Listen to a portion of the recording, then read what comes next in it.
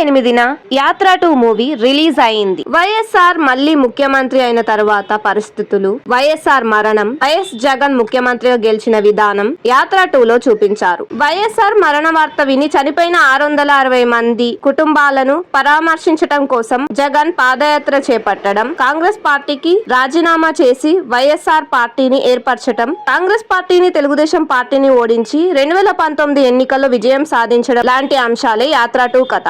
వైఎస్ఆర్ మరణం తర్వాత రోషయ్యను ఎందుకు సీఎం చేశారనేది యాత్ర 2లో చూడాలి. వైఎస్ఆర్ పాత్రలో మమ్ముట్టి ఒదిగిపోయాడు. జగన్ పాత్రలో జీవా బాగా నటించారు. జీవాకు జగన్ లా నటించడం బిగ్ టాస్క్. ఎందుకంటే జగన్ యానరిజం టిపికల్ గా ఉంటుంది. జగన్ ని కడప ఎంపీ అభ్యర్థిగా ప్రకటించే సీన్ టెరిఫిక్ గా ఉంటుంది. వైఎస్ చనిపోయే ముందు రోజు రాత్రి జగన్ తో మాట్లాడే మాటలు చాలా ఎమోషనల్ గా అనిపిస్తాయి. ఓవరాల్ గా సినిమా ఒక పొలిటికల్ ఎమోషనల్ జర్నీగా నడుస్తుంది. కొన్ని సీన్స్ కి కళ్ళలో నీళ్లు తిరుగుతాయి.